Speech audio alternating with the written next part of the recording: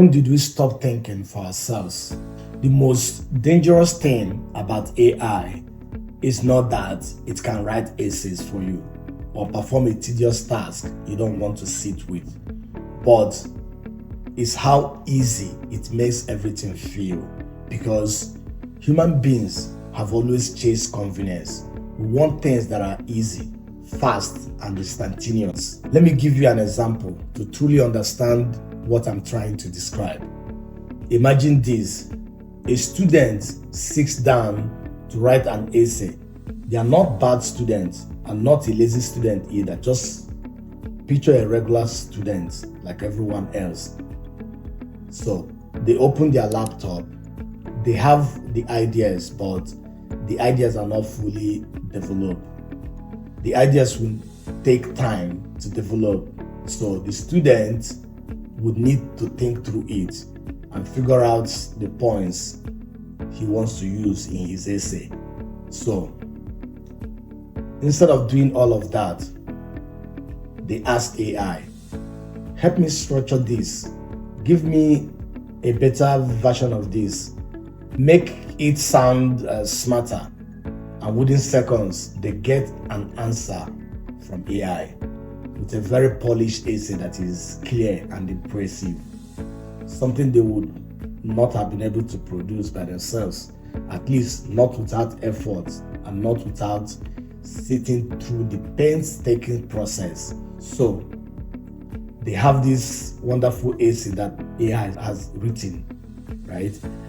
Ready to be handed in, and they submit it. And guess what? They get a good grade and move on. Now, did you notice anything wrong in that process? Because there is something that is supposed to happen in that process that did not happen. That is, they didn't struggle through the idea. They've not done any mental exercise. They didn't wrestle with confusion trying to figure out a concept. They didn't sit long enough to understand the topic deeply, enough to have the light bulb moment or an aha moment. They robbed themselves of the most important part of that process. And that is where the real shift is happening. Because thinking is more than just getting answers, but more about what happens to you in between the process while trying to figure answers out. That feeling of finally figuring something out, it does something important in the human psyche. So that's aside, but we need to understand that what I described now is what builds patience. It's what sharpens human reasoning and forces clarity. But if something else does that for you, what exactly are you developing? And what exactly have you done? Now, let's look at it from this angle. When the student becomes a professional, meaning deadline increases, expectations grow, and AI is still there, probably faster. So what do you think they are going to do? Of course, they will use AI again to write, to analyze, to think through problems. And it's not even because they can't do it themselves, but because they don't have to anymore. And over time, that decision repeats quietly, subtly. This is how cognitive erosions happen, through lack of use. Because what you don't use becomes dormant. For clarity, I am not saying we are going to lose our cognitive ability. No. You don't lose your cognitive ability. You don't lose your ability to think. But you can lose your relationship with thinking. The reason is because the less you struggle to think, the less you learn how to think. Now, let's take a peep into the future. Let's look at what happens when a generation grows up like this. When a generation becomes heavy users of AI and never needing to sit with a concept or ideas to think through it deeply, never needing to walk through complex ideas, never needing to finish their own thoughts without external assistance. They are not going to feel less intelligence, but what will happen is that they will feel they are being more efficient than older generations.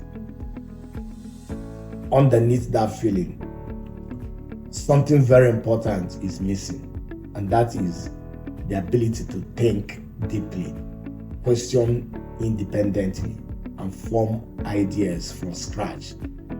Because fluency does not equal depth. We are seeing the signs already today. We now see people who use professional jargons and sound fluent and eloquent, but when you listen carefully and ask them deeper questions, they fumble. So let me ask you a question. If AI is just a tool that helps us get something done, like most people will say, the question now is, at what point does that help that we get from AI become a replacement? And is it when AI improves your thinking, or when it becomes your first step instead of your last resort? Because that's where the line is. That's where we should draw the line. We are not going to lose our intelligence, right? We're not saying that we're going to lose our intelligence, but we are going to lose our relationship with our intelligence. Two different things entirely. And maybe, just maybe, the deeper issue is even we are moving toward a world where thinking will become optional, where we no longer just think naturally, but having to choose between whether we're going to use AI to get something done faster, or whether we are going to use our own thinking ability to get a task done. And when something becomes optional, usually people stop choosing it. So the question is not what can AI do for us? The question is, what are we slowly choosing not to do anymore? Because the moment you no longer need to think is the moment you might stop learning how to think. This is the catalyst, and this is a conversation we can't avoid.